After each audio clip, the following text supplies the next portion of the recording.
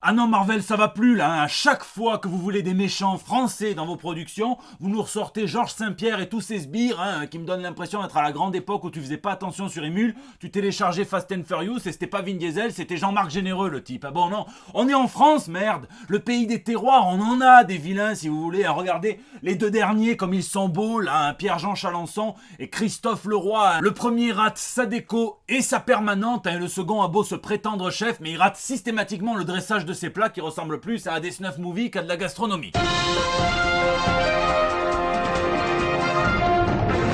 De vrais génies à la française, comme on en fait rarement. Bon les amis, ici votre fidèle commis des comics, vous êtes dans l'émission qui fait le tour de l'actu de l'industrie du comic book et de tous ses dérivés, c'est le 291e JT Comics, drame familial dans les Deux-Sèvres, un homme tue son beau-frère pendant le repas de Pâques, et ses derniers mots auraient été « Et sinon pour vous, c'est qui le meilleur Spider-Man de l'histoire du cinéma ?» Ah, une bien sombre histoire, Passons plutôt aux news de la semaine.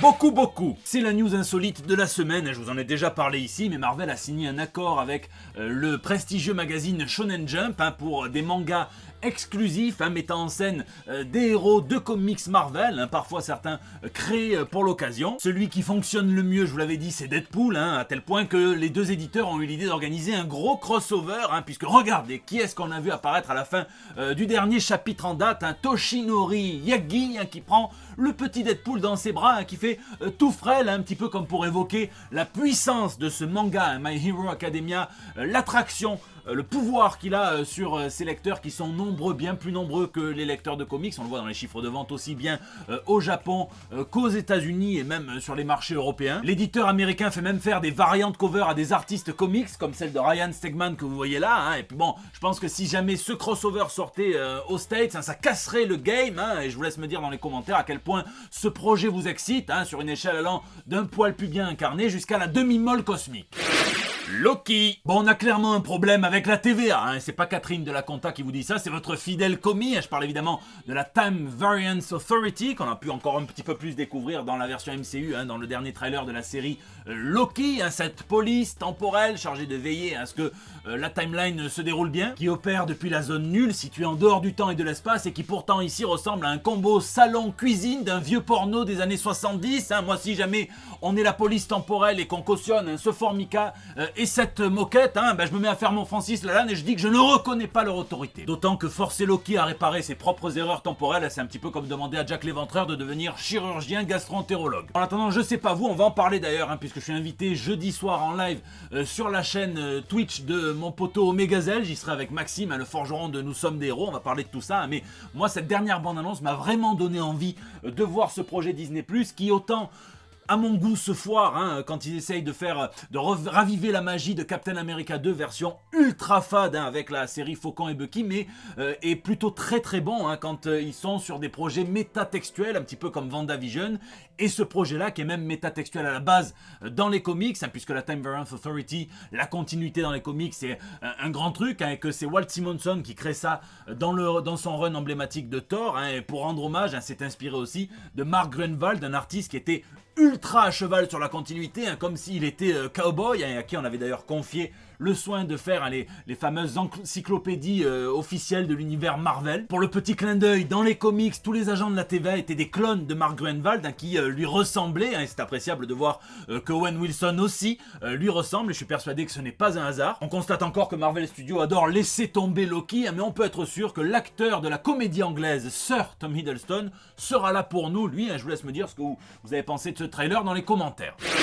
Profitor. Tiens, c'était Pâques ce week-end et on va parler justement des meilleurs chasseurs d'eux qui soient, les Predators, ils n'en loupent aucun, puisque vous le savez, la licence ainsi que celle d'Alien est retombée dans les mandibules de Marvel Disney, qu'ils comptaient sortir une flopée de choses, déjà tous les réimpressions des récits de chez Dark Horse, des variantes cover, toute une flopée qui mettait en scène donc les personnages de l'univers Marvel contre ces petites bestioles, et même une toute nouvelle série originale inédite, et bien du jour au lendemain, tout a été repoussé, sans raison apparente, mais certains acteurs du milieu disent que vu le carton qu'a été le premier numéro de la nouvelle série Alien, qui s'est commandé à plus de 300 000 exemplaires, ce qui est énorme dans tous les comic shops, et bien Marvel souhaiterait attendre que le changement de distributeur soit acté, consommé, puisque vous savez qu'il passe de Diamond Comics à Penguin House, et donc ils auront là-bas une meilleure marge, donc c'est toute une question de se faire les œufs en or. Donc ils réservent ce futur carton pour novembre, c'est tout bénef pour eux, puisqu'en plus ça n'impacte en rien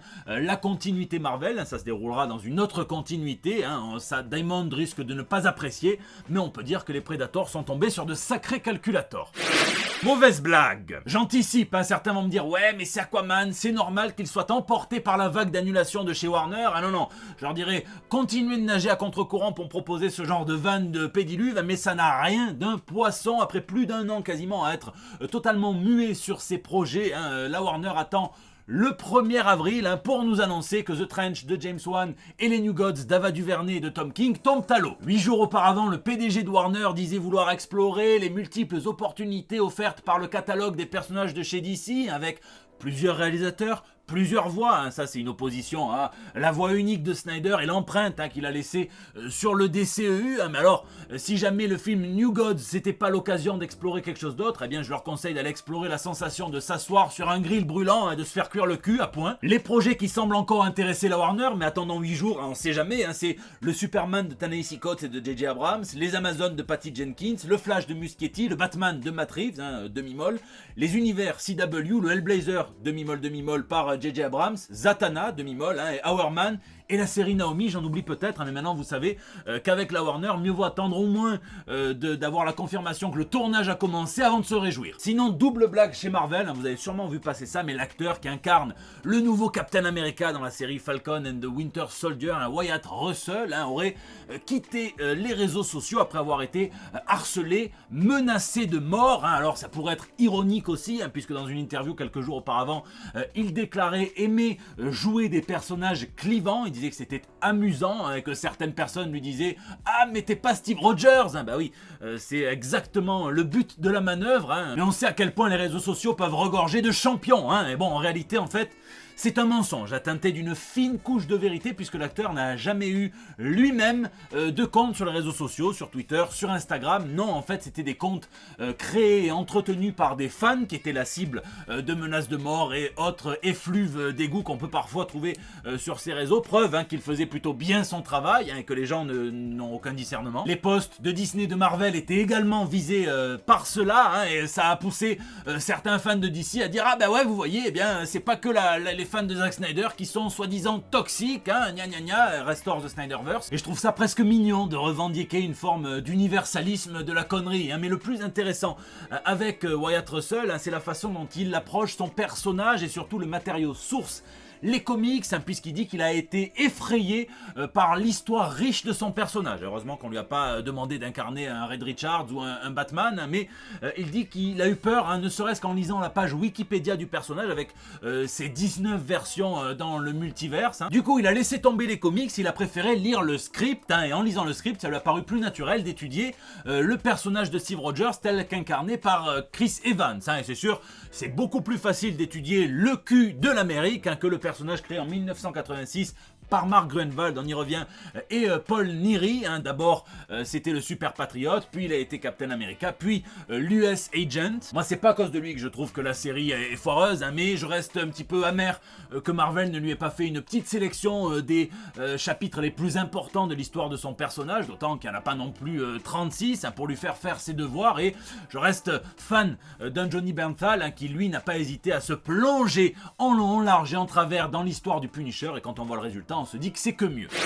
Tournoi de pitch. Chez DC, j'ai d'abord cru un poisson d'avril, mais non, ils organisent un tournoi de pitch. Alors rien à voir avec des brioches qui se battraient pour pas se faire fourrer en premier, mais un tournoi de pitch de série de comics, puisque l'ultime gagnant verra sa série éditée. C'est comme dans The Voice, tu votes en Daredevil, tu ne connais pas les équipes créatives qui seront chargées du projet, mais il y en a des plutôt classiques, comme ce rassemblement chez Dick Grayson d'anciens sidekicks de Batman. Ça ressemble clairement à un truc qui s'appellerait les Robins anonymes, pauvres gosses. Puis puis il y a des trucs un petit peu plus inventifs, comme celui-là, avec un enfant qui va hériter des pouvoirs de son père et qui va devoir sauver ce dernier du monstre qu'il est en train de devenir. Il y a aussi ce projet de Justice League queer, qui va pas manquer d'affoler la twittosphère, quand un groupe de super-héros tous queer vont décider d'enquêter sur un phénomène inquiétant, ou alors notre Night Runner, le Batman Inc. De Paris, qui va devoir dans la capitale enquêter sur une chanteuse qui donne des shows en hologramme mais dont les fans commencent à disparaître. Un spoiler alert, c'est Jean-Luc Mélenchon qui en a marre de la politique et qui se met à autre chose. Bon, il n'est pas vraiment gagnant dans les votes, mais il y a des dizaines de milliers de personnes qui participent à ces sondages de qualification sur Twitter. Celui qui rameute le plus de monde,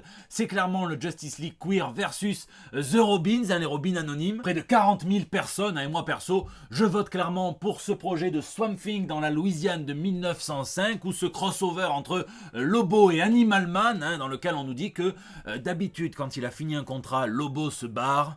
Pas cette fois. Et justement, je vous laisse me dire quel projet vous botte le plus dans les commentaires. Et si on fait la suite logique, il y a une semaine d'ici, vous faisiez voter pour choisir le nom d'un clébard. Aujourd'hui, c'est un tournoi. Dans une semaine d'ici, organise des combats de chiens. Crualisateur. Eux deux, ils ont le nom d'un cabinet d'avocats ultra stylé ou bien d'un énième restaurant burger qui s'ouvre en zone industrielle du sud de la France, qui se la joue américaine mais qui fout du putain de foie gras dans leur burger nommé Cocorico qui vendent 40 balles, Whedon et Jones, ce sont deux personnes qui écrivent et qui ont écrit des comics clés. Il y en a peut-être un qui a inventé Buffy aussi, et ces dernières semaines, ils sont sous le feu de vives critiques, notamment à cause du film Justice League. On a encore appris des dingueries. Geoff Johns, on lui doit entre autres le Flashpoint, qui est le reset de l'univers d'ici pour établir le nouveau statu quo du New 52, puis 4 ou 5 ans plus tard, on lui doit le Rebirth, qui est le reset du New 52 pour établir le nouveau statu quo du DC Rebirth. On lui doit du Aquaman, on lui doit du Stargirl, on lui doit aussi beaucoup de Green Lantern. Ce qu'on sait moins, c'est qu'il a toujours gravité dans l'univers ciné, puisqu'il a commencé sa carrière en tant qu'assistant de production pour Richard Donner, et là, il est le responsable des projets dits transmédiatiques de l'univers d'ici. Il a travaillé sur la Justice League à 4 mains, enfin, j'ai du mal à compter avec tous les manchots. Joss Whedon a écrit tout un run des X-Men, il a fait Les Fugitifs, il a créé la série Buffy, il a aussi fait le premier Avengers en 2012 qui a cartonné, et puis c'est l'acteur Ray Fisher qui incarne Cyborg, qui s'est plaint de leur comportement très peu professionnel à travers le tournage de Justice League. Il dit qu'il a été traité comme de la merde, qu'on lui a coupé certaines de ses scènes, réécrit son personnage parce que Geoff Johns ne voulait pas que ça soit l'histoire d'un homme noir en colère. Il fallait que ça soit plutôt bon délire, pas Frankenstein qui correspond plutôt bien au personnage de Cyborg, mais plutôt, lui a dit Johns, un Quasimodo d'El Paris. Ray Fisher n'avait vraiment pas l'intention d'interpréter son personnage comme cela. L'histoire ne dit pas s'il leur a filé le numéro de Patrick Timsit. En attendant, pour lui, il était très clair que la chèvre c'était Geoff Johns. Et l'autre, c'est Gal Gadot qui a aussi subi un mauvais traitement. Elle en avait parlé à demi-mot dans une interview, mais là, The Hollywood Reporter s'est procuré soi-disant le détail de ces mauvais traitements. Et en fait, lorsqu'elle aurait pointé le manque de cohérence entre la version Geoff Johns Justice League de son personnage et le reste de ses apparitions dans le DCEU, eh bien, Joss Whedon lui aurait demandé de se taire en lui disant que c'est lui, le réalisateur, le scénariste, qu'elle dira les répliques qu'il lui écrira, et sinon il l'a fait passer pour une conne grâce au montage. Est-ce qu'il aurait fait ça à Ben Affleck, Henry Cavill ou Jason Momoa ? Certainement pas. Certains diront qu'il ne faut pas rencontrer ses idoles, d'autres qu'il ne vaut mieux même pas en avoir. En attendant, ça devient une tendance pour les auteurs de comics qui semblaient cool, qui écrivaient des bonnes histoires pleines de justice, de solidarité, d'un brillant progressisme, de se comporter comme des sombres merdes. Johnny revient. Avant Zack Snyder, le monde des comics avait lui aussi sa personnalité ultra clivante, John Romita Jr. Alors certains parlent de mercato, moi j'aurais tendance à dire que les rats quittent toujours le navire, soit quand celui-ci se met à couler, soit quand il n'y a plus rien à bouffer dans la cuisine du paquebot, et c'est un petit peu le cas avec DC. Je vous en parlais, qui ne trouve pas, la Warner en attendant n'est pas satisfaite du degré de rentabilité de la branche édition de comics, qui n'est rien comparé à ce qu'ils peuvent se gagner, les marges qu'ils peuvent faire avec les films, si bien qu'ils en ont eu marre et qu'ils ont décidé d'arrêter d'entretenir des contrats d'exclusivité qui empêchaient certains artistes, certains auteurs de dessiner, d'écrire pour la concurrence, pour Marvel Comics. C'était la relation qu'ils avaient avec Tom King, avec Scott Snyder, avec Brian Michael Bendis et avec John Romita Jr. qui signe donc son retour en fanfare chez Marvel Comics. C'était prévisible, au moins autant que le résultat de cette petite expérience sociale que je vous propose de faire, seulement si vous avez un gilet pare-balles, puisque si vous voulez exciter la sphère ciné-comics sur Twitter, vous n'avez qu'à demander, comme je le disais en intro, quel est le meilleur Spider-Man à l'écran, mais si vous voulez exciter la sphère purement comics, vous postez un petit tweet avec un débat mesuré et nuancé comme ils le sont tout le temps sur Twitter.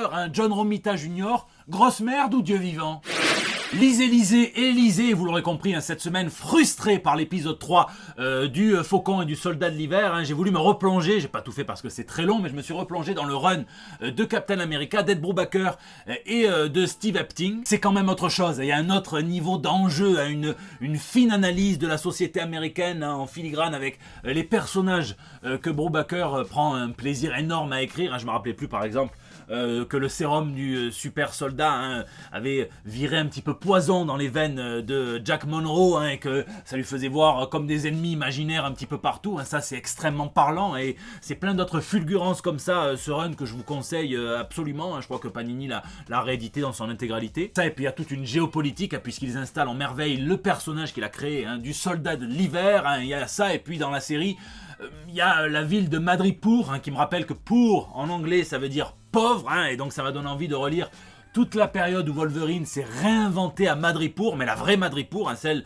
du Marvel Comics présente, et a eu une dizaine de chapitres où c'était complètement génial, c'était par Chris Claremont et par Buscema. Du coup je vous laisse me dire ce que vous lisez ou geekez. Je tiens vraiment à remercier Christophe Hardy, musicien, qui a fait un remix des Daft Punk avec l'intro du JT Comics dans lequel je leur rendais hommage. J'ai bien ri, je vous mets le lien sur l'écran de fin de la vidéo, n'hésitez pas à aller voir, c'est beaucoup de travail en plus.